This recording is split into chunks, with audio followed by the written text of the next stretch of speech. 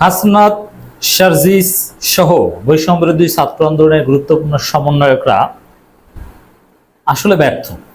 আমি একটা পার্সপেক্টিভ আলোচনা করছি, সামগ্রিকভাবে নয়। তারা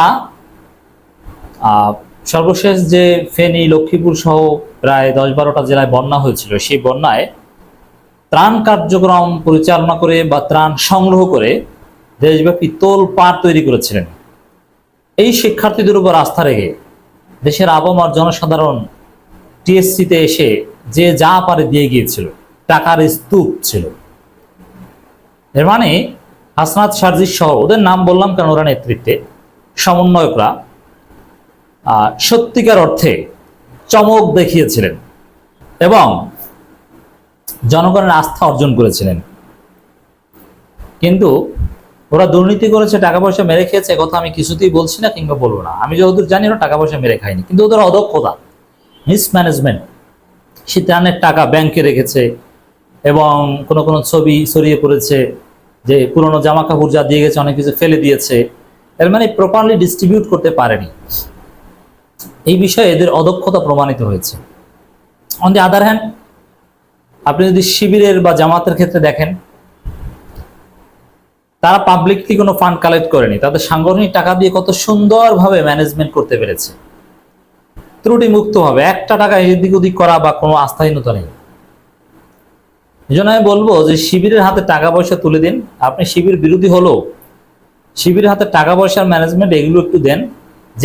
আমি শিবির ফেরেস্তায় কথা বলবো না, যে কোনো দলের চাইতে ভালোভাবে তারা দেখাতে পারবে। সৎ লোক অনেকে আছে, কিন্তু দক্ষতারাও, শিবিরের সততাও আছে, দক্ষতাও আছে। কিন্তু হাসনাত শারজিস এরা এই ইমেজটা অর্জন করতে পারেনি। অন্যদিকে দেখেন, শেখ আহমদুল্লাহর উপরও জনগণ ব্যাপক আস্থা রেখেছিল, আসুন্নার উপর। সে আস্থার প্রতিদান দিয়েছে। আসুন্না কোটি কোটি টাকা, শত কোটি টাকার উপরে তারা ফান্ড কালেক্ট করেছে এবং বিভিন্নভাবে এটা ব্যয় করেছে। তাদের ব্যয় নিয়ে একটা সিঙ্গেল কোশ্চেন কেউ তুলতে পারেনি। কিন্তু হাসনাত শারজিস কিংবা বৈষম্যবিরোধী ছাত্র আন্দোলনের টাকা পয়সার ম্যানেজমেন্ট নিয়ে ব্যাপক প্রশ্ন উঠেছে। বিবিসি বাংলায় রিপোর্ট হয়েছে, জনমনে ব্যাপক সন্দেহ তৈরি হয়েছে। এই জন্য বলবো, মানুষের আস্থার জায়গায় জামাত, শিবির, শেখ আহমদুল্লাহ এরা জিতে গেল, কিন্তু এই জায়গাটা সুযোগ পেয়েও কাজে লাগাতে পারো না হাসনাত শারজিস।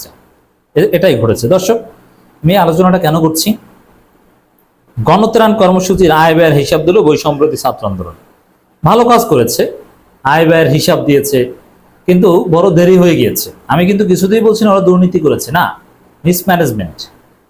তো এখন আয় ব্যয়ের হিসাব দিলে লাভ নেই। জনগণ যে নেতিবাচক ধারণা পোষণ করেছে, আয় ব্যয়ের হিসাব, এটা অনেকে পড়তেই যাবে না। মানে এরকম একটা পারসেপশন ক্রিয়েট হয়েছে যে ওরা টাকা পয়সা ঠিক মতো ব্যয় করেনি, ব্যাংকে রেখে দিয়েছে। যদিও ব্যাংকে রাখার পেছনে যুক্তি আছে বা অনেক আছে। শেখ আহমদুল্লাহ টাকা রাখলে সেটা নিয়ে তো প্রশ্ন ওঠেনি, কিন্তু ওদেরটা নিয়ে প্রশ্ন উঠলো কেন? এবং বিতর্কের পর বলেছে যে অমুক অমুক অ্যাকাউন্টে ব্যাংকে টাকা আছে। আর ব্যাংকে টাকা রাখার জন্য তো আর জনগণ দেয়নি।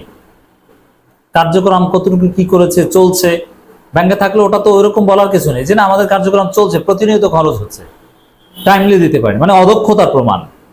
এর মানে শিবির যে আসলে কি, ইসলামপন্থীরা যে আসলে কি, শেখ আহমদুল্লাহ যে আসলে কি, এদের যে সততা, এটা ইউনিক, এটা আপনি অন্য কোথাও খুঁজে পাবেন। এদের যে দক্ষতা, অনেক হুজুর ইসলামপন্থীরা সৎ কিন্তু দক্ষ না, কিন্তু শেখ আহমদুল্লাহ তার প্রতিষ্ঠান সৎ এবং দক্ষ, শিবির সৎ এবং দক্ষ।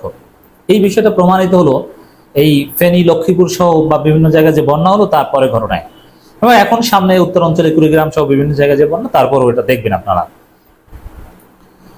দেশের দক্ষিণ পূর্বাঞ্চলে ভয়াবহ বন্যায় মানুষের পাশে দাঁড়াতে বৈষম্যবিরোধী ছাত্র আন্দোলনে গৃহীত গণত্রাণ কর্মসূচির পূর্ণাঙ্গ অডিট ঘোষণা করা হয়েছে। পূর্ণাঙ্গ রিপোর্ট অনুযায়ী গণত্রাণ কর্মসূচিতে মোট আয় হয়েছে 11,69,84,420 টাকা, ব্যয় হয়েছে 1,78,33,207 টাকা।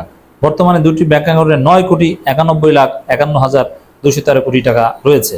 এর মানে অডিট করেছে, ওরা দুর্নীতি করেনি, সেটা প্রমাণিত হলো, মানলাম। কিন্তু দেখেন, ফেনী, লক্ষ্মীপুর বিভিন্ন জায়গায় মানুষ পর্যাপ্ত ত্রাণ পায়নি, মানুষ ঘুরে দাঁড়ানোর জন্য পর্যাপ্ত সুযোগ সুবিধা পায়নি, অথচ এখনো তাদের 9 কোটি টাকা, মাত্র 1 কোটি টাকা খরচ করেছে, বাকিটা জমা আছে।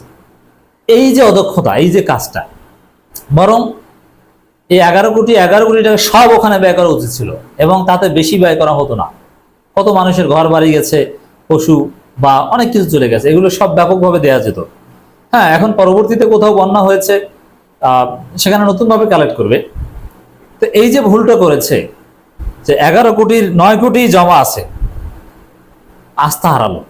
এতে পরবর্তীতে যদি ত্রাণ কার্যক্রম ওরা পরিচালনা করবে, উত্তরাঞ্চলে বন্যার জন্য নির্দেশনা দিয়েছে, কিন্তু কাজ হবে না।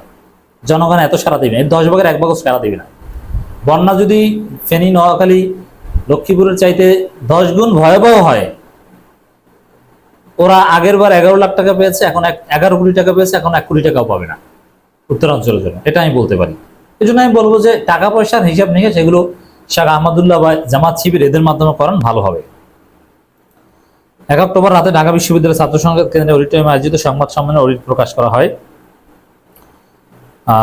ঠিক আছে, অডিট সব ডিটেলস হিসাব দিয়েছে, আয়ের খাত, ব্যয়ের খাত, কিভাবে কি, নানান কিছু, এটা আমরা মেনে নিলাম যে ওরা টাকা খায়নি, কিন্তু অদক্ষতাটা প্রমাণ পেয়েছে। আর জনগণের মধ্যে সন্দেহ সংশয় যেটা ঢুকেছে, এই সন্দেহ দূর করা সম্ভব হবে বলে মনে করি না।